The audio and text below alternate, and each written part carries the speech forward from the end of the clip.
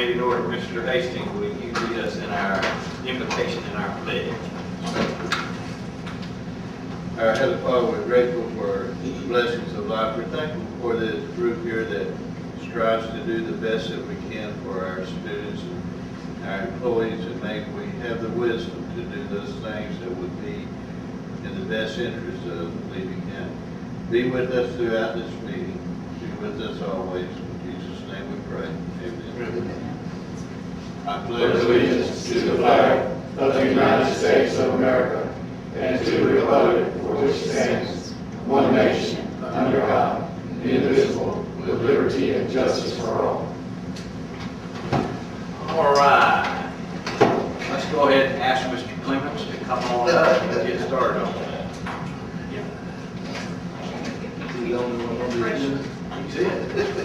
All right. Well, this is our follow-up meeting based on the advertising in the newspaper. This is what was advertised, and this is the first of two public hearings that are required according to TRIM, Truth Village. And I put together a little notebook for you. Just go over your bookshelf or your back seat, and maybe use it as a reference guide in the future. I'll let this be open forum, and you can just ask whatever questions you like. I do have the table of contents in the very front of the book. I'll be happy to go through some of these things and show you where I pulled these numbers from. If you want, you can do that, or we'll do this however you want to. But the advertisements are actually the first 3 pages that's in the book. This is what appears in the newspaper. The purpose of this meeting tonight, if you go to page 4, you'll see the clear timeline, because there's a very prescribed. You have 80 days from July 1 to get all of this done. So we're now at the phase where we're going to have the first public hearing. And the first order of business in this public hearing is to have a discussion about the millage. And after we have the discussion about the millage, then we'll talk about the budget. There is in the front of your packet a suggestion motions that you can pull out. It's in the very front left pocket of your book. Motions that are being needed tonight, and we'll have a motion and a resolution for millage and for the budget. So, having said that, this is a public meeting. Obviously, the only public that's here are staff and you folks, but still there's subject to open, it's open debate. You can ask questions if you like. So it's open forum. If you will, go with me to the millage portion, and we'll start the conversation with that. I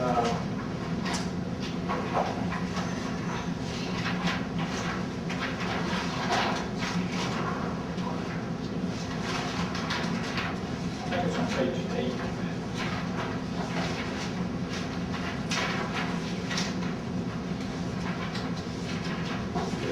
Page 8.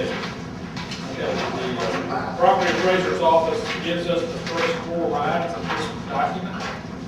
And basically, we fill in the rest of this.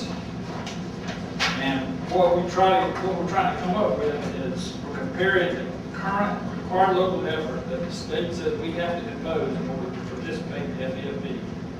We have to compare that with the rollback rate. The rollback rate is the millage that we would have to impose in order to get the same dollars out of the FEFP program that we got last year. So, as you can look down here, like on page line 9, it gives you the prior year state law millage, and then down to line 14, the current year state law rollback rate. So what you're comparing is the current with the rollback rate, and then line 10 would be compared with line 15 with the additional discretionary millages. If you turn the page over on page 9, you'll see that if you do the calculations, if you do the math, and they have it outlined here, you'll end up with a negative percentage. And what that tells you is that the millage and the taxable values are going down. There's a summary here.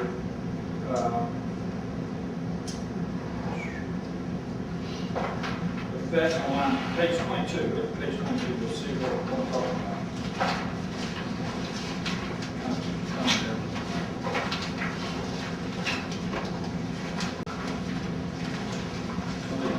Cut off.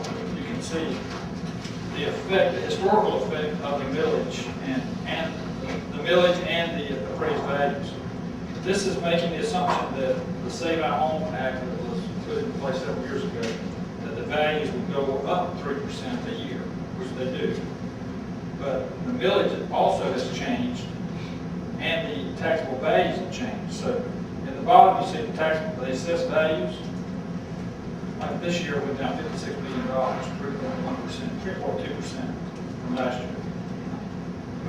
But look at the cost per thousand. This is a typical homeowner who started with a $100,000 home back in 2005 or 6 whenever I started doing this, and it started growing at 3% value. But what his taxes have done, they've actually gone up a little bit, but not dramatically. This year, it's going up like 3 cents per thousand. So it's basically a zero increase in taxes.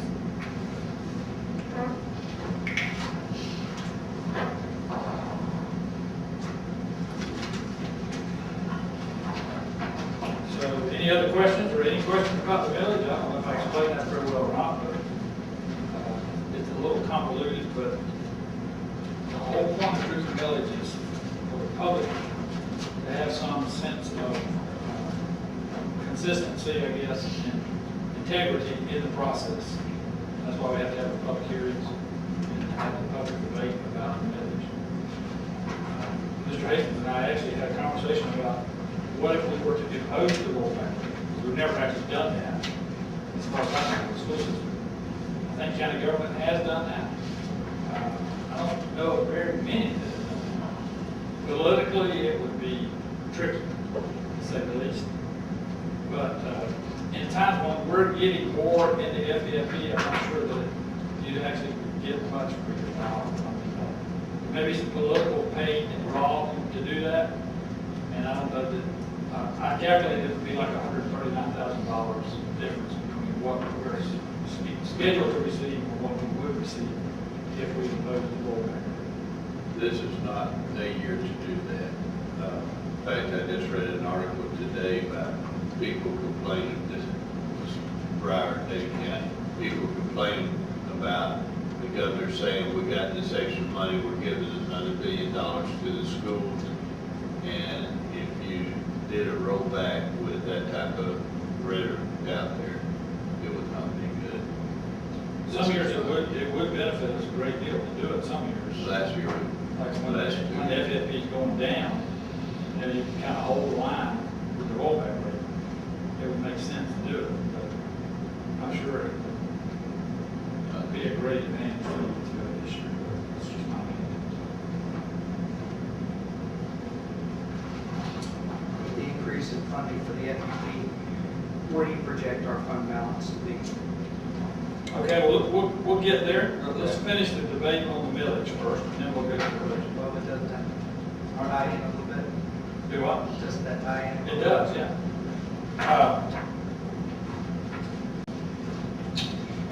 If you want to know what we're going to end up, what we think we're going to end up, go to page 34. There's a good summary on page 34. Not only for this past year and what I forecast for next year, but for the last 3 or 4 years. The columns that are in yellow came right out of the audited financial statements from the AG's office. What color is that, Candy? Those other colors, I don't know what color they are. Tan. Okay, those tan lines. The 2012-13 is where we think we'll end up this year. And then the other line is next year's budget. And I put this in here because I want you to see, as a percentage of revenue, what we spend for salaries, benefits, energy. And it's pretty consistent over the years. You know, it's not, it's no big secret where the money goes. Most of it goes in salaries. So, to answer your question more directly, Chris, the fund balance projected for this year is about 1.8, somewhere around in that neighborhood, 1.78 on here. But we're still closing, so it should be within $10,000 or $15,000 of that. So it's going to be a little under 5% total fund balance.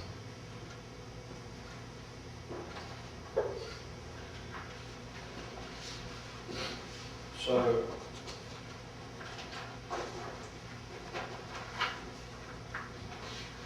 before we move on, I guess we can talk about the other things that's in here. Also put in here how the process begins. If you look at page 5, the FTE. This is the forecast of FTE for the 13-14 year. Mr. Hastings signed this back last November, December. We anticipated we would have 5,553 students. However, the legislature did a one-up on us on page 5A. You'll see they determined that our FTE is going to be 550175. The bottom right, or the top right corner there, you see that change. And then there's several pages that's attached to that shows you what they're thinking about in the recalibration of FTE. If you haven't already heard about this, you probably will, but this is going to be a big deal. This is going to cost a lot of school districts millions of dollars this year in FTE. For us, I think it's going to be something like 60 or 70 FTE in addition to what we forecast the loss would be. I think it's 83. We estimate we'll lose 83 FTE. But there's several pages here that's inserted here just kind of help you at least have some talking points about the recalibration of the FTE. I thought it was pretty interesting. So you'd have to spend some time looking at the numbers, but it's how they came up with the idea that they're only going to pay for one FTE per day. They're not going to let you have multiple add-on classes like virtual classes and AP and other things. They're going to just only pay for a full FTE. So that's a practice that this is definitely a change in their philosophy from DOE. I'm not really sure where it came from. Do you know, Mr. Hastings? Was it the state board who cooked up this idea, or? No, I think it was the legislature. It's a way to save money, I guess. I'm not sure. On page 5A, sorry to interrupt you there. On where we forecasted last November is 5553.28. Where did we end up? So it's line 5 where we ended up at the end of this year's school? Let's keep your thumb there and go to page 7. You'll see the schedule year by year, what's actually happened to us. The 5501 is DOE's number, and that's what's in our budget. Because that's the number that they gave us, that's the number that they appropriated funds to. So even though we said it was going to be 5553, we couldn't use that number, because that's not what they funded. They funded 5501.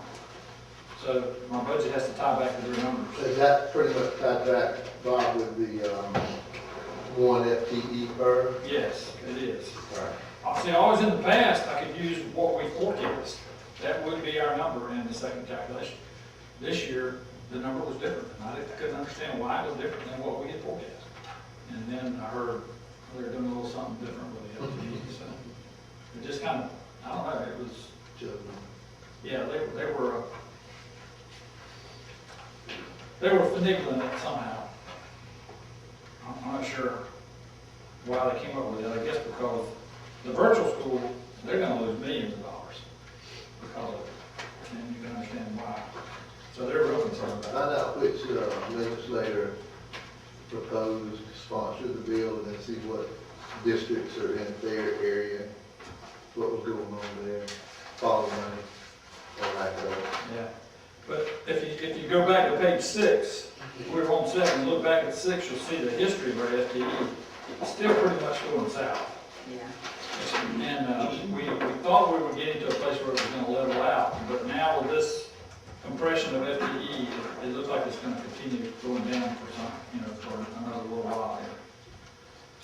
So that's something else to deal with. But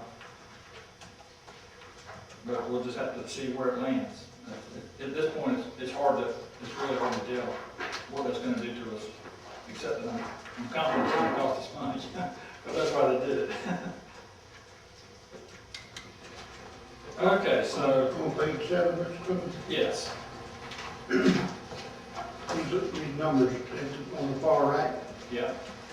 where they, Just a net I see change. where they come from, work, the net change, Yes, what's the and net? FTE.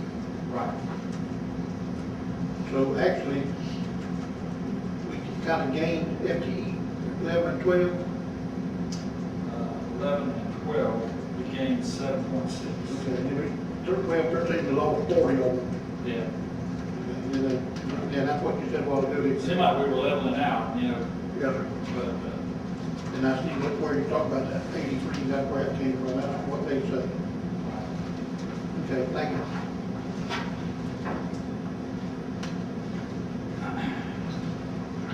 so anyway,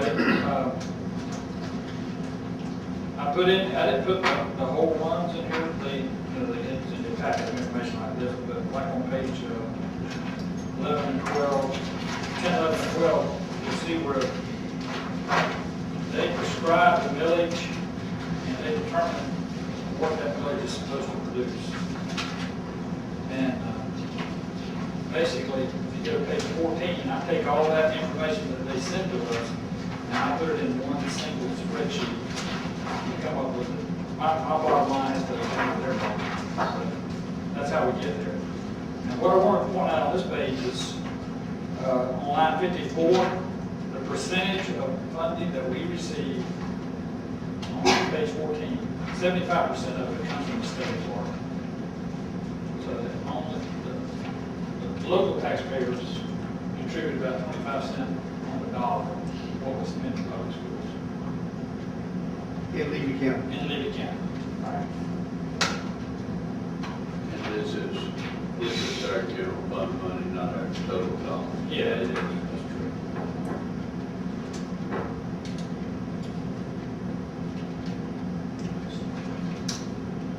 Okay, so I've got other things in here like the changing the program waves. Is that pretty well much true like for all little counties? It is, yes, sir. Big Small counties. little counties. Like Dayton, Well, Broward? property-rich counties is the opposite. Right. Like Key West and Key Largo down there, they're just the opposite. They're like state dollars. They're just all over. We end up with their dollars. There's good money down there. The guarantee, the 10%, right? Yeah. So they still get 10% of the money from the state even if they don't need it. Yeah, they're property rich and their coffers are full, so, They have to pay their guarantee for 10%. yeah.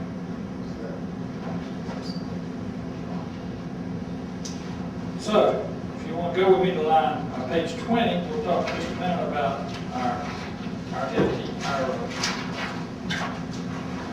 fund balance. Actually, this is starts on page 17, that's the summary of our fund balance. Where we're going to end up. And, line, page 18 shows that our financial condition ratio, the thing that was in our audit last year where we were low, it's going to be about 3.48. So 3.46, so it's over 3%, which is good. And then, yeah, you can see on page 19, the actual changes in our fund balance for our general fund expenditures. Remember last year we said we needed to cut $2 million out of our budget, and the far right number there shows we cut $1.9 million, so we're pretty close to being on target with that. Mr. Hastings has led the charge and done a great job reining in our expenditures. His credit. It's not easy to do. Blood, sweat, and tears. I like that. So if you go to the next page, page 20, you'll see our summary of our revenues and expenditures for the last several years. Can I ask one question? Yeah. On page 19 again? like that 4.32%, that, we cut 4.32% in salaries from last year. Right. So we cut everything except one thing that would be like other service, Yeah. and that would be like, Subs. see what, don't do a heck of a job. Cut that kind of stuff, that, you know, in the year when you had to, and nobody got fired, or let go, you did not fire and let go. That's pretty cool, in my opinion. So, you know, like I said, we have picked all the low hanging fruit. And we even had a ladder, we had some that was up kind of high. But, there's no more fruit to be picked. And we have cut all we can cut. So don't ask me to cut another $2 million in half an hour. We're looking at you, Mr. Cliff. I feel it. Don't you got those laser eyes coming that way? Page 21, you'll see the history of our fund balance. And you remember the strategy we had whenever we got the federal dollars as a board, we sat down and went through this. We saw that we had some excess funds and we held on to them. And if we had not done that last year, it was a train wreck. We spent $2 million, not this past year, but the prior year, we spent $2 million more than we took in. And it's because we had reserves. But that put us in a position to cut another $2 million out of this past year. So it's been a tough ride. I ain't joking you, but because of this strategy of banking these reserves, that's absolutely the one that's kept us safe. Y'all recall, you know, not only the other federal dollars, but most of it went to welfare, not to teachers' jobs, but a portion did, I forget the numbers, $26 billion total, was it? And then, you know, it got split up. But to us in Lincoln County, that amounted to 1.1 billion.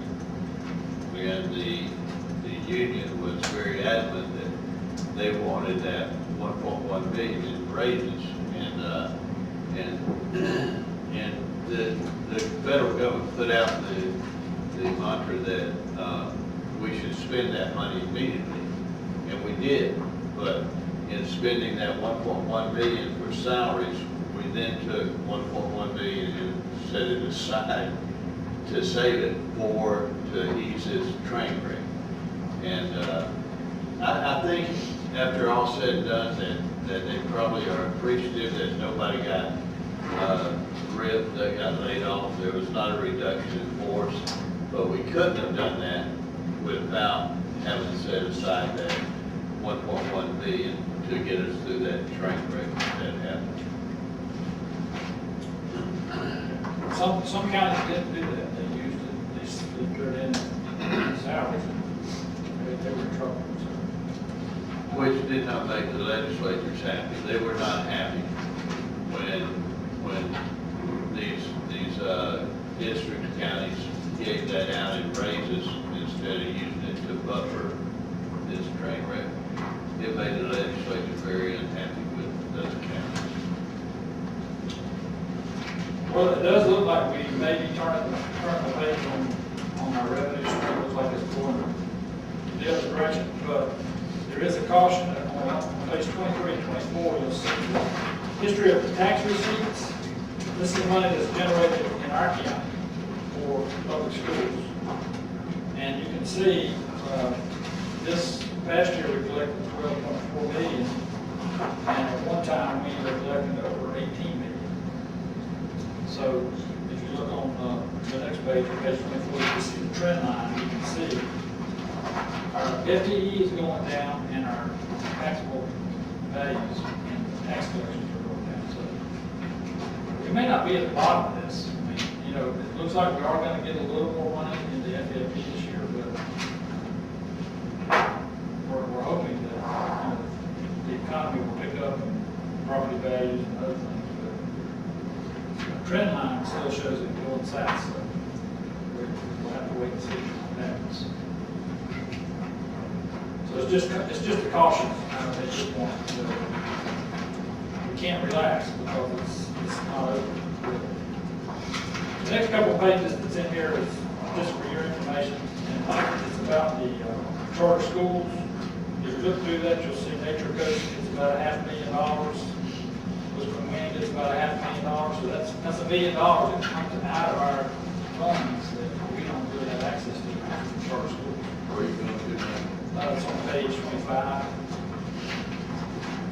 And then page 29 is the history of the McCabe Scholarship. That's another money on public education. That is about $485,000 this last year, and that number is growing because they have changed the legislation. Anyone who had a 504 pretty much can get a private scholarship now. And it'll be taken out of public schools FTE. So if you do the calculation, that's about 70 or 65 to 70 FTE that's embedded in our FTE, but we don't get the money. So we've lost 560 FTE, but we've really lost more than that because we're losing these students. We're not getting the benefit of these students. This money's going to private schools somewhere in the state of Florida. They lost in the courts, so they expanded. Yeah. Who could be eligible. It's really just a continuation of the dismantling of public education. All these things, charter schools, academy, diluting the FTE, school grades, all these things, it's really, it's an assault on public education. Because if they take the funding away, they're going to take it away.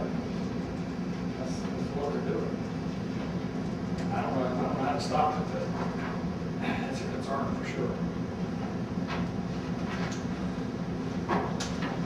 So I wanted y'all to have this in your packet in case somebody asks you about McKay scholarships. You know, you can say, yeah, Bob said something about that. I'm doing this up, so just flip to your book.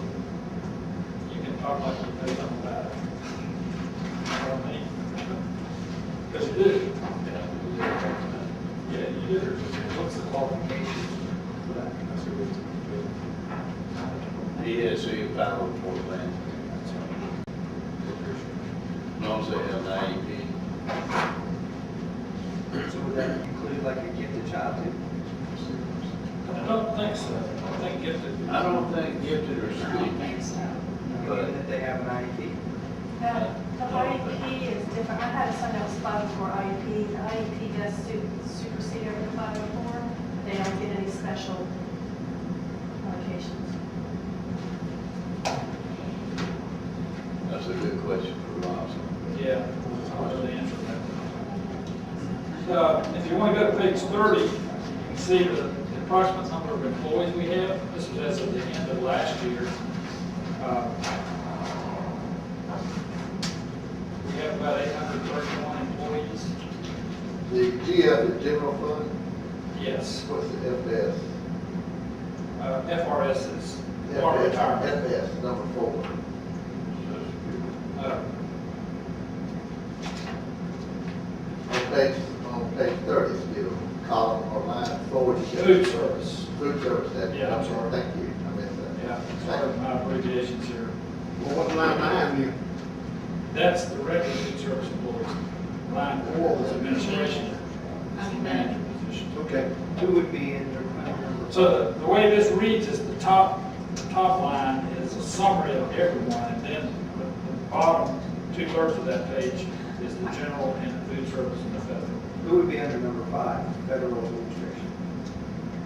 I don't have that list in front of me. Would that have been Linda? Probably Linda. It says 2.8. Yeah. Right. Which counts to the FTE, so I don't know how many hours are assigned to that. It could be a piece of somebody's salary Right. that's 0.8. Gotcha. We'll see those passes. We do that to several employees because we don't want them not to be working on something else where they may spend most of their time on a federal program project, but they also do something else. And so we may, like Linda, for example, I think we paid her 90% on federal, 10% on state. But that 831 total is, that doesn't include subs,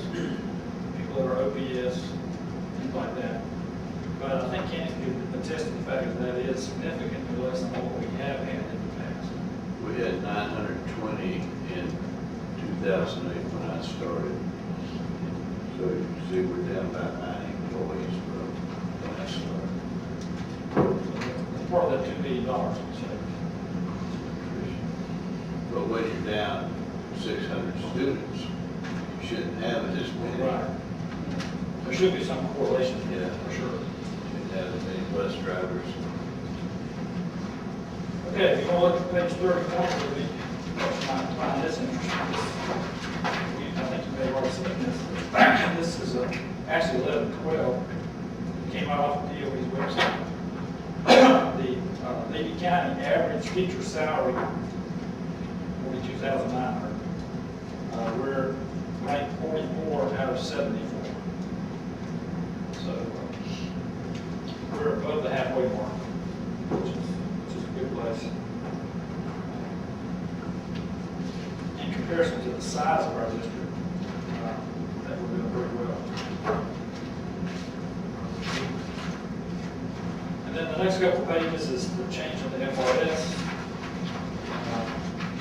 Just kind of a rough estimate, it's going to cost us about $680,000 additional dollars to pay the FRS bill this year over prior. So the FEFP was more this year, but part of it's going to go back to the FRS. So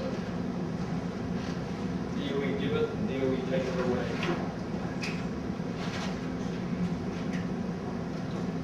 So that's kind of the nuts and bolts that make up the components of the budget. And then the last advertising detail is starts on page 34.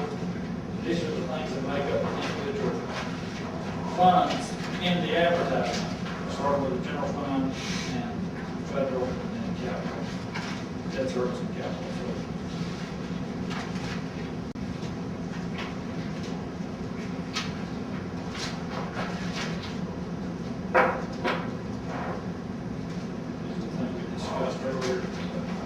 Conversation or any other questions about that. We are anticipating, like on page 41, we're going to get about $250,000 to $300,000 less in federal dollars this year than last year. But that's better than I thought it would be, because I thought the sequestration was going to take away more dollars than that. So it's actually better than I thought. Well, we got lucky and they cut out the White House tours. That saved us some money. But we're right now touring Washington School, so sorry. So that was next year, that's all. And then the last couple of pages in the book are talking about the capital funds. I've got everything in here, debt service, page 43, 44, what we pay for our debt service. That is one of the nice things about being in a small rural county. We don't really owe very much money. So when you don't owe much, you can, if your revenue stream goes down, you can adjust it and survive. We're not heavily bonded. About a quarter of our 1.5 million goes to debt service. So you can see on page 43 and 44 what we're paying and what we owe. Then on page 45 is a schedule of what they anticipate will be in the $1.5 million LCIF funds, they call it, what's the capital improvement funds this year. That's what was advertised.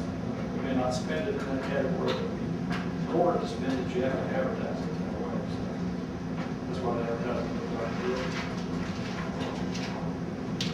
And then we talked about the buses on page 46, and on page 47 was the discussion we had last time about if we do get special facilities, what that's worth to us, and we'll just kind of schedule that out and let you see. If we can get that special legislation and carve out our debt service, what will be left will be about 1.25 of our 1.5 bills, and that would equate to about $6,300,000 up to 3 years, we'll be paid for that facility. Less than $6.5 million we'll pay, actually pay for the facility. Pretty good part.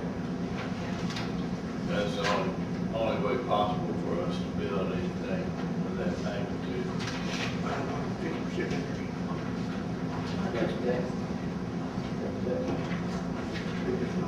You can mathematician. What was the question? Figure the interest rate about 550%. Oh, yeah. It's a good return on Give your it up. investment. It's sure, you got on where you can get that money the other day to get that kind of return. You're not a drunk. Just saying. Oh, where's Joe? Turn that thing up. I would suggest that as we are moving forward, anticipating hopefully the special facilities, at any time, talking to any of your local legislators or anything on any matter, just kind of casually bring that up to them, that it'll be something to look forward to in the next session next year. Yeah, of course, I've written the legislatures, I've written, That's your answer. Representative Stone and Senator Dean, but we need to expand that too to other people too. So that's probably more than you wanted to know, but thought it might be helpful to you as you cruise about the county and talk to people and help you to understand, kind of where we are and where the numbers are. Give you a little history there. That's the appropriations committee. That's what it looks like. Any language for the one FTE? Yes, sir. Okay. Any questions for Mr. Clemens? No, I think Mr. Clemens did an excellent job at our workshop. We covered everything thoroughly, and We've really talked we had a about real most good of this. understanding of it all, and we really appreciate that, so. Keep my hand there, David. Good job. Thank you. Good. All right, do we have a motion on the millage? Motion to approve the tentative millage as follows and adopt the tentative millage resolution.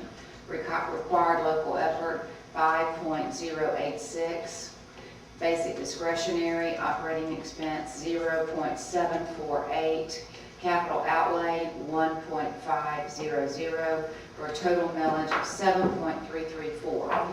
The total millage reflects a negative change, 3.13% of the current year's total proposed rate as a percentage change of the rolled back rate as found on line 22 of the school's taxable value. Second. We have a motion and a second. Any questions? Seeing none, all those in favor of the motion, please say aye. Aye. Any opposed, say no.